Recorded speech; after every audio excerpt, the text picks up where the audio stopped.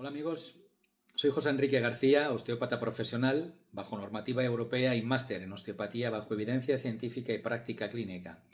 Me conocéis ya la gran mayoría que estáis siguiendo especialmente a través de mi canal de YouTube, cuál es mi formato y mi filosofía de trabajo en cuanto a las disfunciones somáticas del cuerpo humano. Lo que aquí vengo a presentar hoy, después de un vídeo anterior que presenté, ya está en el canal de YouTube, de cómo trabajar los tejidos blandos y conectivos en un síndrome de atrapamiento del nervio pudendo y otra vez a vueltas con ello, es ahora cuáles son las manipulaciones, las técnicas de normalización osteopáticas que utilizamos para devolver o para ayudar a la reestructuración orgánica a tener una buena información entre neuronas a través de los neurotransmisores. Entonces, en los estudios que hemos realizado en investigación y práctica sobre el abordaje osteopático para la evaluación y el trabajo en el síndrome de atrapamiento del nervio pudendo, SAMP, lo vamos a decir genéricamente, ya están publicadas 2 ediciones en libro, la última de Rerum Natura, desde noviembre de 2023, la segunda edición, y ahí está explicado realmente cómo se actúa en osteopatía, y de ahí, de este libro, se derivan los seminarios de 24 horas lectivas que se dan para profesionales de la sanidad y especialmente para osteópatas, lógicamente. Entonces, vamos a ver desde el punto de vista de la pisada cómo reestructuramos una pelvis. No solamente vale para el SAMP, sino también para cualquier tipo de disfunción a nivel pélvico, a nivel de articulación de la cadera o a nivel lumbar. Entonces, vamos a ver cómo es necesario, que aparecen en todos los casos, que haya una buena alineación de pelvis no dismétrica para poder realmente dar esa información necesaria para el propio organismo y que haya esas descargas eléctricas necesarias para que el dolor se reduzca. Muy importante es que no haya para el abordaje osteopático intervención quirúrgica previa de cualquier tipo de proceso urogenital, que aun conociéndolo el osteópata, en la historia clínica que hacemos con la persona que viene sufriendo este tipo de neuropatía, vamos a ver si ha sido intervenido quirúrgicamente, la posibilidad, dependiendo del tipo de cirugía que se le haya hecho, de poder abordarlo de una forma osteopática. Entonces, en el vídeo vamos a ver diferentes manipulaciones con técnicas directas, semidirectas e indirectas, dependiendo del caso de cada persona, de los huesos ilíacos para su simetría pélvica con referencia al hueso sacro. Vamos a ver cómo articular el hueso sacro 2-4 días después con referencia a los nuevos movimientos que nos está ofreciendo la báscula pélvica, y vamos a ver cómo reestructuramos con las diferentes técnicas de normalización osteopática la columna lumbar en base a la nueva función e información neurológica y celular que el cuerpo empieza a restablecer. Vamos a ver también, por último, cómo vamos a intervenir directamente para estimular esos nervios en lesión, bien sean los nervios ciáticos, bien sean cualquiera de las ramas de los nervios pudendos. Espero que os guste el vídeo que a continuación práctico vamos a realizar, que toméis buena nota, tanto profesionales como personas que lo estáis padeciendo, en cuanto a que si seguimos estos ritmos de trabajo con los tejidos blandos y conectivos que he presentado en vídeo anterior, pues tengamos la seguridad que el avance a nivel fisiológico va a existir. Es decir, confía y recupera con las técnicas de normalización osteopática. Que lo disfrutéis. Bueno, lo primero que vamos a buscar es dónde está el error en la pisada a través de la pelvis. Para ello, lo que vamos a realizar es el test de Downing para encontrar, localizar la dismetría. El test de Downing lo vamos a marcar desde los huesos maleolos tibiales con algunos rotuladores de piel. El procedimiento es el siguiente: flexionamos la pierna del paciente, le pedimos, sujetando bien nosotros rodilla y tobillos, que haga una elevación de la pelvis hacia el techo, eleva, bajamos y así tenemos relajada, reestructurada la pelvis y nos va a dar la posición realmente. Lo marcaríamos con un rotulador, las posiciones de los malleolos internos, y ya buscaríamos la recuperación. No expandimos más como es todo el procedimiento del test de Downing, ya lo conocemos perfectamente, y vamos a recuperar esa estructura, vamos a recuperar esa alineación de la pelvis para que nuevamente tengamos una pisada completamente equilibrada y todas las cargas de fuerza inferiores podamos controlarlas perfectamente. Entonces, vamos a hacer dos tipos de manipulaciones en la pelvis, una para un ilíaco anterior y otra para un ilíaco posterior. Lo más normal, 85% quizá más de los casos, es que el ilíaco se encuentre en una zona anterior, bien el derecho, bien el izquierdo, pero también es posible que haya una doble lesión anterior-posterior, uno al lado y otro lado, o que los dos lados estén posteriores o anteriores. Movimiento, manipulación, una técnica directa para realizar una normalización de deslizamiento a nivel del ilíaco. Vamos a poner que el ilíaco sea anterior en su lado derecho, es decir, que vengan bien hacia adelante los dos y que yendo hacia atrás el ilíaco derecho se nos quede bloqueado. Vamos a poner primero la puesta en posición. Lo que buscamos en la puesta de posición es que haya una exageración del movimiento. Para ello, colocamos su pierna derecha sobre la izquierda, abrimos un poquito la estructura, trayéndolo hacia nosotros. Con las manos cruzadas del paciente, lo lleva hacia la nuca y en esta posición nosotros alargamos más, abrimos más el ilíaco. En una posición que sea cómoda para nosotros, camilla baja para que podamos estructurar bien con nuestro peso sin hacer daño al paciente, buscamos una rotación contraria al lado lesionado. Y en esta posición buscamos un punto de tensión donde nosotros vamos a presionar con nuestra mano sobre el ilíaco y en el punto de tensión hacemos la manipulación, el TRUS. Una segunda intervención también para el ilíaco anterior, para un tipo de persona que tenga más desgaste a nivel articular, una persona que sea más mayor y que no pueda resistir el TRUS, la técnica directa. Entonces, para ello vamos a colocar al paciente en decúbito lateral, es decir, hacia un lado, y nosotros nos colocamos detrás del paciente.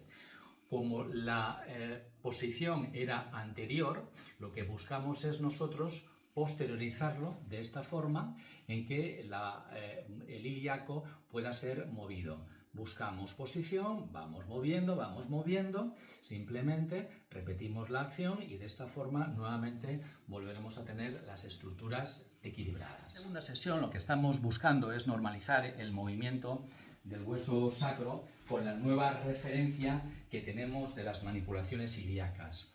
Sí incluyo en el diálogo que estamos estableciendo en que esta sesión la hacemos entre 2-4 días después. No la hacemos inmediatamente por un sencillo motivo. Simplemente estamos buscando que en la primera manipulación, donde hemos conseguido una estabilidad, horizontalización de los huesos ilíacos, metabolice, tenga el tiempo suficiente el organismo para reconocer el nuevo movimiento ilíaco y nos deje en evidencia el bloqueo que está ocurriendo ahora desde el hueso sacro a los huesos ilíacos que habíamos manipulado anteriormente. Entonces, una vez estabilizada y una vez localizada la lesión, para la manipulación tenemos, como en todos los estamentos y en todas las partes articulares, 5, 6, 7, 8 técnicas diferentes de manipulación. Una muy estándar es una técnica semidirecta, en la cual si hemos visto que la parte de la hemibase, la parte alta del hueso sacro, retrocede, pero no va hacia adelante, llevando en una torsión oblicua hacia el ángulo inferolateral del lado contrario, tendríamos este tipo de lesión. Lo que vamos a buscar pues entonces con esta técnica semidirecta es llevarnos la hemibase hacia adelante y el ángulo inferolateral del lado contrario hacia atrás. Y esto lo hacemos tanto en la inspiración como en la expiración, trabajando de una forma alterna, hemibase y ángulo. Como nosotros estamos con una lesión en el lado derecho, nuevamente para provocar que venga más hacia nosotros y tengamos un mejor acoplamiento en la palpación, ponemos otra vez a la persona con su cabeza hacia el lado de la lesión, en este caso el lado derecho, y con su pierna derecha encima del lado izquierdo. De esta forma el sacro se nos ha venido un poquito más hacia este lado, con lo cual podremos contactar de mejor forma. Idea entonces es, al tomar aire, tomamos aire, empujamos con el brazo caudal hacia abajo y al soltar, soltamos aire, mantenemos el caudal y empujamos con el craneal hacia adelante. Nuevamente repetimos y soltamos. Bien. La idea entonces es, en la inspiración, que el sacro viene hacia atrás, empujamos el ángulo inferolateral izquierdo, del lado contrario. Y en la expiración, que el sacro va hacia adelante, sujetando lo que hemos ganado en el ángulo inferolateral, vamos a ganarle ahora en la estructura de la hemibase contraria, a la derecha en este lado, de tal forma que luego cuando queramos comprobar, deshaciendo los movimientos de pies y cabeza, encontremos un movimiento normalizado. En el caso de que encontremos que la hemibase, al contrario que en el anterior, vaya hacia adelante y se quede ahí bloqueado, empujando el ángulo inferolateral del lado contrario, la estructura de manipulación va a ser al revés. Entonces, volvemos nuevamente a poner la persona con la cabeza mirando al lado de la lesión y la pierna del lado de la lesión encima de la contraria. Aquí lo que vamos a buscar es llevarnos hacia atrás la hemibase y hacia adelante el ángulo inferolateral, justamente lo contrario que anteriormente. Entonces, al tomar aire, empujamos ligeramente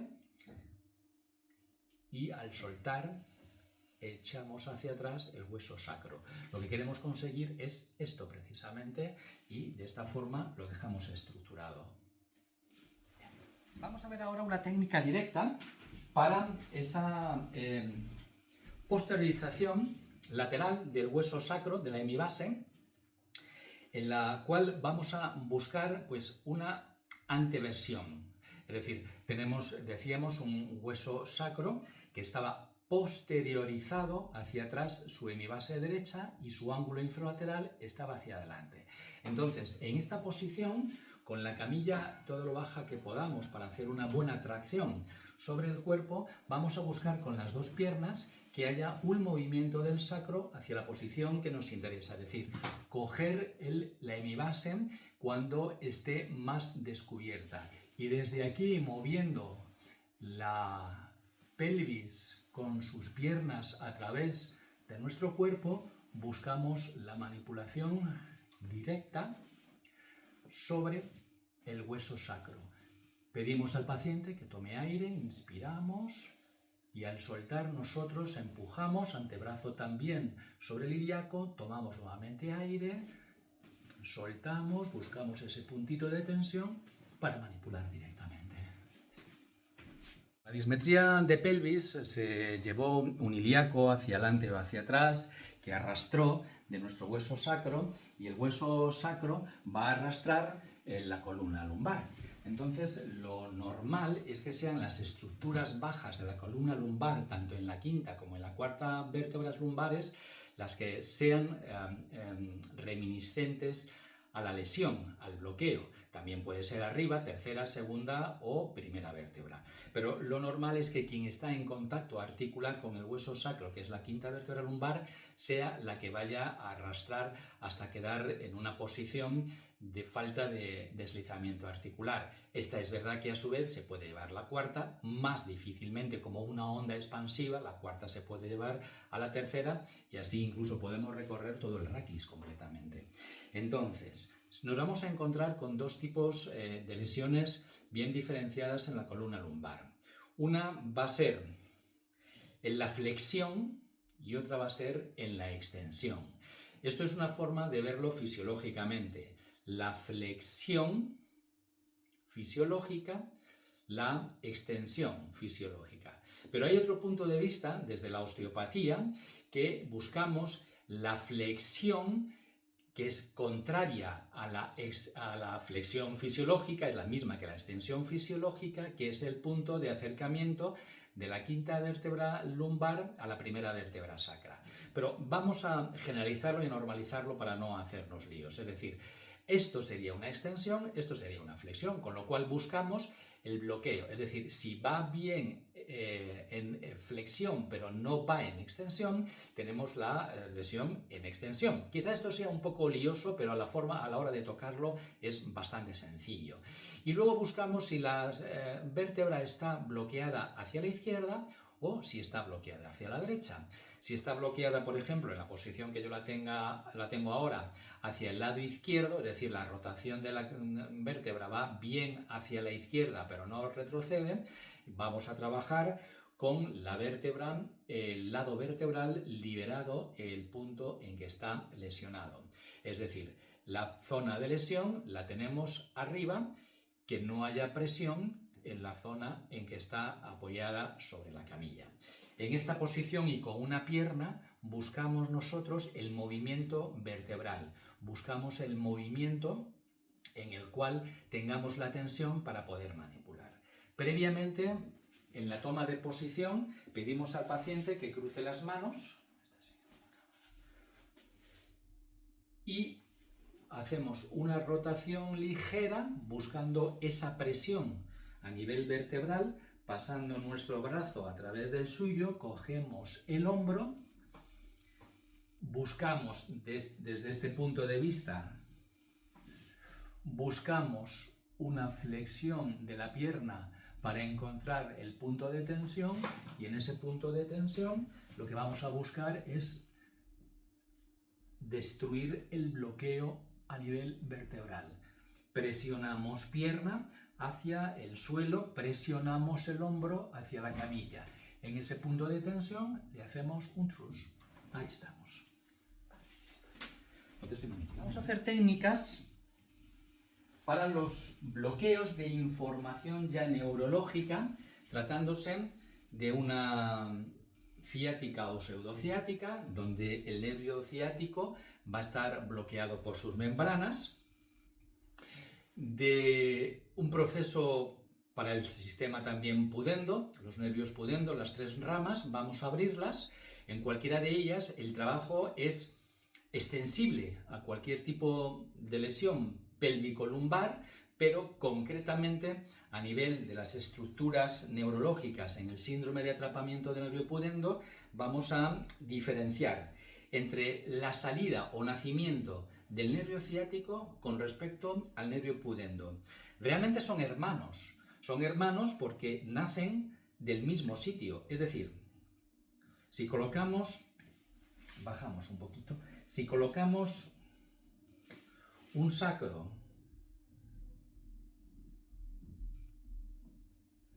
y vemos los puntos de sus diferentes vértebras,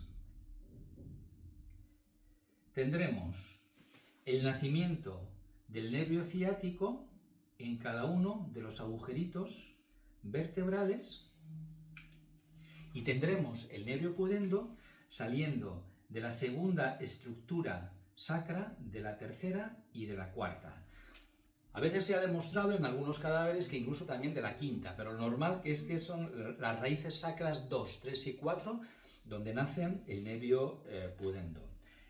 Viene a través de un ganglio a encontrarse el nervio ciático y el nervio pudendo, donde en ese ganglio va a llevar el nervio ciático a toda su estructura hasta el tobillo y el nervio pudendo va a hacer el recorrido ya conocido a nivel anatómico hacia toda la estructura urogenital. Bueno, pues lo que vamos a buscar a través del agujero ciático es el paso del nervio donde sus membranas tenemos que darle una oxigenación para que vaya soltando esa estructura. Lo hacemos bien localizado el nervio ciático a través del agujero mayor. Hacemos una remoción, primero en contra del sentido, el movimiento en contra del sentido de las agujas del reloj primero, La presión debe ser fuerte, es bastante molesto para el paciente y luego cambiamos para estimularlo al movimiento favorecedor de las agujas del reloj. Esto estamos aproximadamente unos 7-10 segundos, después de estos 7-10 segundos, otros 3 segundos más que presionamos haciendo cierta vibración para soltar y devolver toda la información neuronal.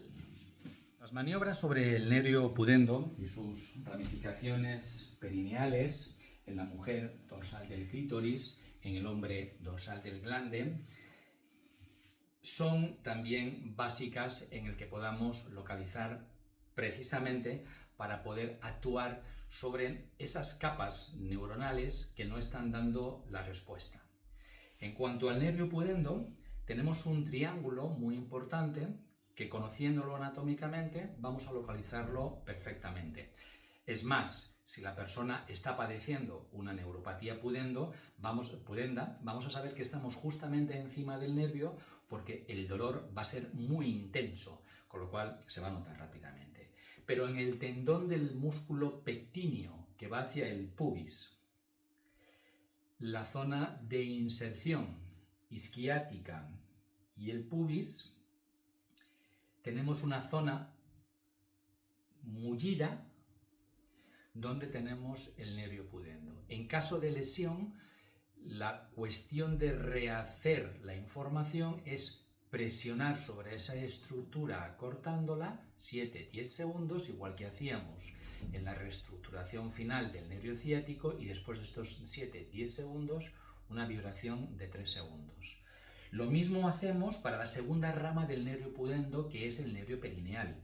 El nervio perineal en la mujer lo encontramos entre el orificio vaginal y el orificio anal, prácticamente en el medio, yéndonos hacia la zona de esfínteres. Nos encontramos, si hay neuropatía y bloqueo en esta segunda rama, mucho dolor, pero en ese punto nos encontramos las raíces fundamentales que podemos palpar del nervio perineal. En esta posición hacemos exactamente lo mismo que en el pudendo, 7-10 segundos aproximadamente de presión, más otros 3 segundos más de vibración.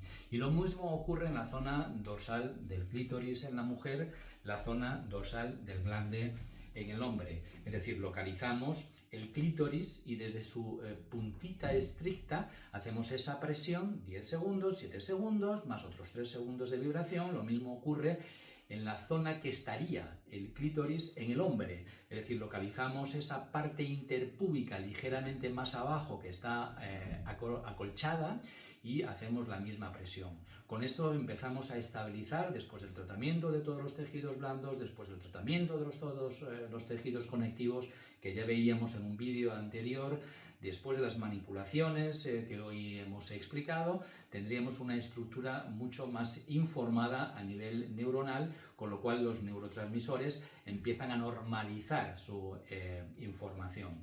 Lo mismo haríamos en una estructura de trabajo a nivel visceral para el sistema neurovegetativo, que nos va a dar información a todo el proceso urogenital, y lo mismo haríamos, después lo vamos a entrar en detalle, por su complejidad. Esto ya lo abordamos perfectamente en clases de osteopatía para tercero de osteopatía o en los seminarios profesionales. Abordaríamos también todas las estructuras de movimiento del hueso cráneo para eliminar todos los bloqueos que pudiera haber y devolver información a partir del sistema nervioso periférico a todas las estructuras también bajas.